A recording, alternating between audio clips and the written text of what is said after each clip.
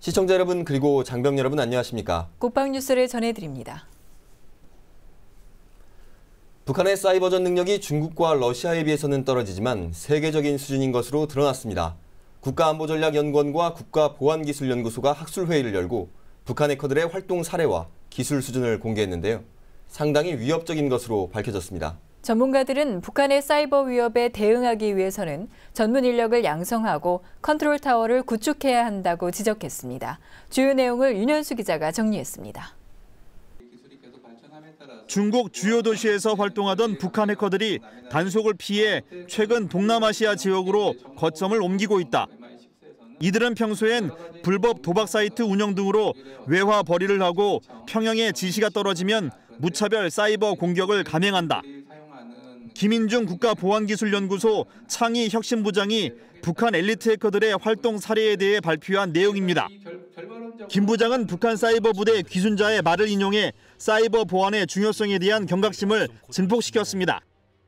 증언에 따르면 북한은 남한의 전력망과 기관망의 취약성을 잘 파악하고 있고 망 분리 전에 이미 남한 네트워크 속에 들어와 있는 상태. 해커들의 충성 경쟁이 심해지면서 남한 사이버 공간을 더욱 혼란시키는 다양한 전술이 펼쳐질 것이라고 예상했습니다. 북한이라는 그 집단은 어떤 국제법적으로라든지 아니면 인권 이런 것이 중요한 게 아니라 당이라든지 군에서 지령만 내리면 충성을 맹세하기 위해서 자기네들이 일단은 과시용으로 일단은 공격을 수행하기 때문에 이런 분들에 대해서 북한의 어떤 돌발 상황에 대해서는 항상 우리가 주의해야 될 것이라고 판단이 됩니다. 북한의 지능적인 사이버 공격에 대한 대응 방안에 대해 발표자들과 토론자들은 몇 가지 해결책을 제시했습니다. 먼저 국가 차원의 중장기 전략을 수립하고 정부 부처 사이버 보안 담당 조직의 증설, 신속하고 공세적인 사이버 대응 역량 확보, 마지막으로 사이버 전문 인력을 지속적으로 양성해야 한다고 강조했습니다. 전문가들은 사회적 이슈에 흔들리는 일회성 대책이 아닌 장기적인 안목으로 역량을 강화해야 한다고 입을 모았습니다. 과거에 북한이 대남 침투하고 도발하고 했을 때 우리 국가가 또는 우리 군이 신속하게 대응했듯이 앞으로는 북한의 사이버전에 대해서 공작 차원의 어떤 시각을 가지고 인식을 갖고 대응을 했으면 좋겠다. 원스톱 시스템으로 가지 않는 한 결코 우리가 갖고 있는 그 내적 에너지가 시너지 효과는 저는 안 나온다고 봅니다. 그래서 그런 것도 다시 한번 훌륭해 제각각으로 있는 그 시스템도 원스톱 시스템으로 좀 고쳐되는 게 아닌가. 국가 안보를 위해 더욱 중요해진 사이버 보안. 북한의 사이버 공격에 대비한 철저한 방어진지 구축과 대응 방안이 시급한 과제로 떠오르고 있습니다. 국방뉴스 윤여수입니다.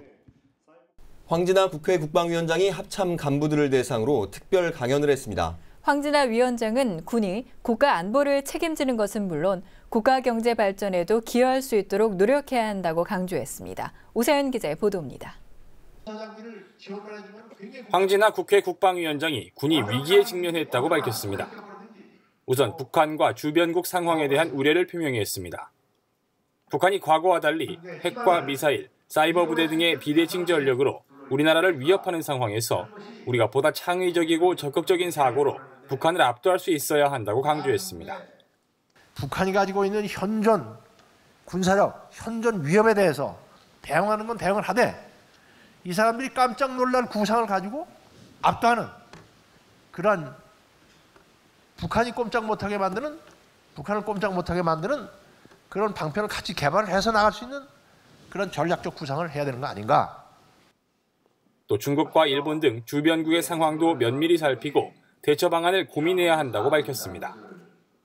우리가 사드 배치 거론도 안 하고 협조도 안 했는데 사드 배치 안 한다 그러면 하면은 섭섭하다든지 대단히 걱정된다든지 이렇게 우리한테 내정 간섭적 얘기를 한다든가 신경 쓰게 만드는 얘기를 하고 있어요. 그리고 방산비리와 군내 선거 관련 사건 사고로 국민에게 신뢰받지 못하는 상황을 개탄하면서 군 스스로 자정 능력을 키워야 한다고 역설했습니다. 우리가 스스로가 자정 능력을 갖지 않게 되면은 남에 의해서 지적을 받게 됩니다. 남에 의해서 혁파를 당합니다. 스스로가 자정 능력을 키워야 합니다. 그러면서 간부들부터 독선적인 리더십이 아니라 조직 구성원과 함께할 수 있는 리더십을 익혀 국가 안보뿐 아니라 국가 경제와 발전에도 기여할 수 있도록 장병들을 교육해야 한다고 조언했습니다. 여기서 숙달된 그러한 전우회와 팀워크가 사회에 나가서는 정말 가장 우수한 애국심이 충만한 그리고 단체 속에 자기를 희생할 줄 아는 그러한 조직원으로서 그러한 젊은이로서 우리 사회에 진출한다고 했을 때 얼마나 우리 사회가 그 사람들을 반길 것인가. 합동참모본부가 마련한 이번 국회 국방위원장 특별 강연에는 최윤희 합참의장을 비롯한 500여 명의 합참 간부들이 참석했습니다. 국방뉴스 오상현입니다. 육군교육사령부가 지난달 31일 미래보병사단 전투실험 출정식을 가졌습니다. 출정식에서는 보병사단 운용에 필요한 주요 장비가 소개돼 미래전력의 발전 방향을 제시했습니다. 송민아 기자입니다.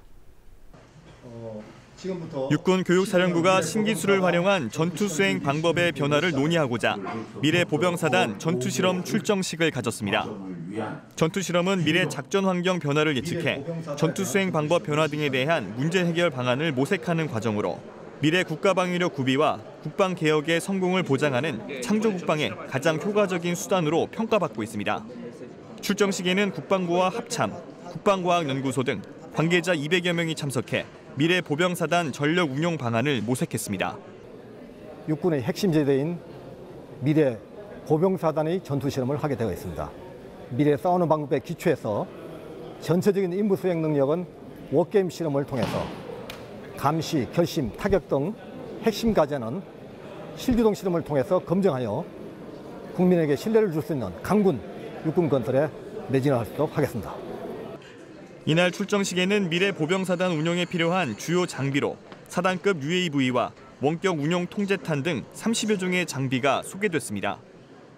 출정식 참석자들은 장비를 견학하고 직접 시연해보며 미래 전력 운용의 방향을 공유했습니다. 육군교육사령부는 미래 보병사단의 임무 수행 능력을 철저히 검증해 전투 실험을 통한 창조 국방 실현에 앞장선다는 계획입니다. 국방뉴스 송민아입니다. 대한민국 최정예 특수부대인 육군 특수전사령부가 1일 창설 57주년을 맞았습니다. 특수전사령부는 이날 역대 특전사령관 등 내외 귀빈이 참석한 가운데 사령부 연병장에서 부대 창설 57주년 기념식을 개최했습니다. 부대는 기념식에서 국방부 의장대의 의장시범과 특전사 장병들의 특공무술 시범에 이어 2014년 부대에서 새로 도입한 무술 크라브마가를 선보였습니다. 전인범 사령관은 기념사에서 특전사는 끊임없는 혁신을 통해 새로운 2000시대를 위한 초석을 다질 것이며 국민으로부터 신뢰받는 대한민국 대표부대가 되기 위해 계속 노력해 나갈 것이라고 밝혔습니다. 6.25 전쟁 당시 제1전투단을 모태로 창설된 특수전사령부는 40여 년의 서울 거여동 시대를 마감하고 내년 2월 경기도 이천으로 이전할 예정입니다. 매년 많은 사람들이 국내 최대의 벚꽃 축제인 진해 군항제를 찾는데요. 해군이 지난 31일 군항제의 시작을 알리는 네이비룩 페스티벌을 개최했습니다. 해군 창설 70주년을 기념하기 위한 이번 행사에서는 전문 모델들이 해군 군복의 발전상을 시대 순으로 선보이며 해군 제복의 멋을 뽐냈습니다. 또 해군 특수전전단의 레펠, 대테러 진압 시범과 해난구조대의 잠수장비 소개 등 흥미로운 볼거리가 펼쳐져 축제의 열기를 불어넣었습니다. 한편 다양한 볼거리가 준비된 진해 군항제는 4월 1일 화려한 축제의 막을 열어 오는 10일까지 계속됩니다. 대한민국 포병전우회가 31일 창립 12주년 기념행사를 개최했습니다. 이날 행사에는 노재현 전 국방장관과 황진아 국회 국방위원장, 참전용사 등 대한민국 포병전우회 회원 300여 명이 참석했습니다. 이 자리에서 회원들은 국가안보의 중요성을 재인식하고 안보단체로서 호국 보훈의식을 널리 계도함은 물론 나라 사랑과 포병 사랑, 전우 사랑 정신을 이어나갈 것을 다짐했습니다. 한편 포병전우회는 예비역 포병장교들의 전우회로 지난 2003년 창설돼 장병 격려 행사와 각종 추모 행사, 청소년 안보식 고취 활동 등 다양한 호국 보훈 활동을 지속하고 있습니다. 국방뉴스는 최근 육해공군 해병대 정훈공보 담당자들을 대상으로 워크숍을 갖고 현역 기자로 위촉한 바 있습니다. 이들은 앞으로 병영의 다양한 활동을 영상에 담아 직접 소식을 전해줄 예정인데요. 네, 오늘은 육군 1야전군 사령부 현역 기자 한영구 중위가 군인 가족들이 대상으로 실시한 워크숍 현장을 보내왔습니다. 지난 27일 육군 1야전군 사령부는 군인 가족 130여 명을 비롯해 300여 명의 부대 간부들이 참석한 가운데 안보의식 향상을 위한 워크숍을 열었습니다. 장준규 1야전군 사령관의 인사말을 시작으로 행복을 주제로 한 초빙 강연과 보안교육, 사고 예방 교육, 생활법률 특강 등으로 진행됐습니다. 특히 보안 교육을 통해 생활 속에서 내뱉는 말 한마디가 적에게는 정보가 되어 아군을 위협할 수 있다는 것을 새삼 깨닫는 계기가 됐습니다. 군인 가족들은 역사관 견학과 전통시장 추첨 행사를 통해 부대의 일원이라는 소속감도 충전했습니다. 오늘 유익한 시간이었고요. 군인 가족으로서 소속감도 느낄 수 있는 좋은 시간이었습니다. 한편 사령부는 이번 워크숍을 시작으로 군인 가족과 부대가 소통이 이루어질 수 있도록 확대할 계획입니다. 국방뉴스 한영구입니다. 육군이 병영문화 혁신의 일환으로 간부 인성 교육을 대폭 강화했습니다. 초급 간부부터 영관급 장교에 이르기까지 군대 윤리와 리더십 프로그램 등을 집중 교육합니다. 김지한 기자입니다. 육군이 간부들의 인성 교육을 대폭 강화합니다. 병영문화 혁신의 일환으로 각종 사건 사고를 미연에 방지하기 위한 포석입니다. 학교와 부대 교육에서 인성 교육과 군대 윤리, 리더십 교육이 대폭 강화돼 시행됩니다. 지난달 임관한 육사, 학군, 3사 출신 신임 소위 4,800여 명을 대상으로 2주간 집중 교육을 실시했습니다. 일선에서 병사들과 함께 생활하는 초급 간부의 중요성이 반영됐습니다. 집중 교육에서 가장 역점을 둔 분야는 학생 주도의 학습 방법입니다. 학생 개인별로 사전 선행학습을 통해 기본 개념을 익힌 뒤 교육 시간엔 학생이 주도권을 가지고 부여된 사례나 상황에 따라 토론과 발표를 한 뒤 마지막으로 교관이 강평하는 방식입니다.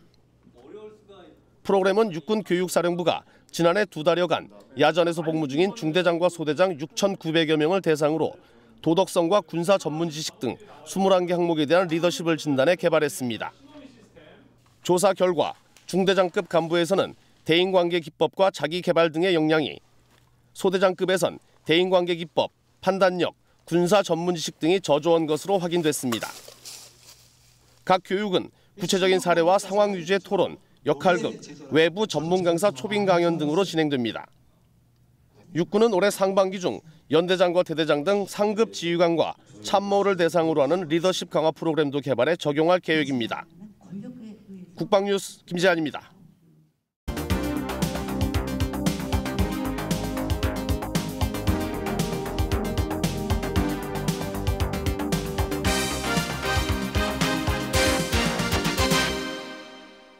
육군은 올해를 선진화된 교육훈련 원년으로 삼고 보다 실전적인 훈련을 위해 노력하고 있는데요. 그 가운데 마일즈 장비를 활용한 훈련을 확대하고 있습니다. 네, 마일즈라는 레이저 장비를 활용하면 보다 과학적이고 체계적으로 훈련을 할 수 있습니다.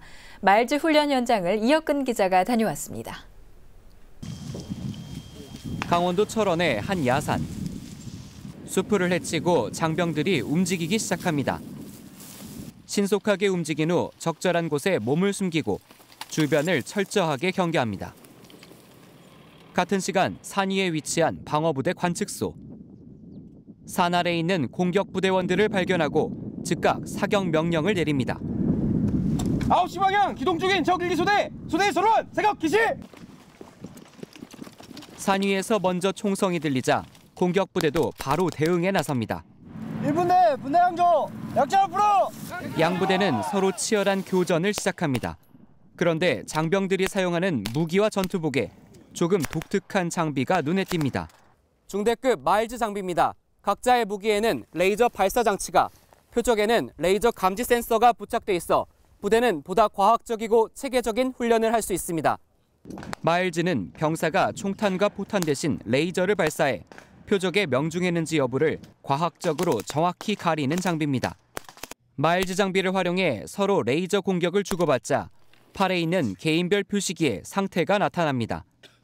사망, 중상, 경상 등 레이저로 인한 피해를 그 즉시 알 수 있는 것이 특징. 통제관의 조치에 따라 전투 중 사망한 인원은 더 이상 임무를 수행할 수 없고 중상과 경상을 당한 인원은 일정 시간 후 다시 작전을 수행할 수 있습니다. 어모를 받으며 장애물을 제거한 공격부대가 재빠르게 몸을 움직입니다. 연막탄으로 적절히 방어부대의 시야를 가리고 대전차용 펜저파우스트를 활용해 적의 기지를 제압합니다. 펜저파우스트나 크레모아에도 마일즈 장비가 부착돼 있어 레이저 광선에 의한 피해를 바로 알 수 있습니다. 마일즈 훈련은 장병들에게 명확한 교정 결과와 객관적인 평가를 제공하여 훈련에 대한 흥미와 동기를 부여함으로써 실전적 훈련이 가능하게 되었으며 또한 훈련을 통해 땀을 함께 흘리며 전후의 소중함을 느끼게 되면서 자연스럽게 사고를 예방하고 적극적으로 복무하게 하여 병영 문화 혁신의 촉진제 역할을 제공하고 있습니다. 마일즈 장비 없이 훈련할 때는 승패 판정을 통제관이 육안으로 하다 보니 판정 결과가 다소 주관적이거나 불분명했습니다. 하지만 마일즈 장비를 활용하면 명확하게 승패를 판정할 수 있고 개인이나 부대별 사격 능력과 전술 행동을 분석할 수 있어 보다 과학적인 훈련이 가능합니다. 기존의 훈련과는 달리 첨단 장비를 통해 사망, 부상 등의 전투 결과를 보다 명확하게 확인할 수 있어 실전 같은 훈련이 가능했습니다. 이날 훈련은 공격부대가 산 위의 관측소를 점령하면서 공격 측의 승리로 마무리됐습니다.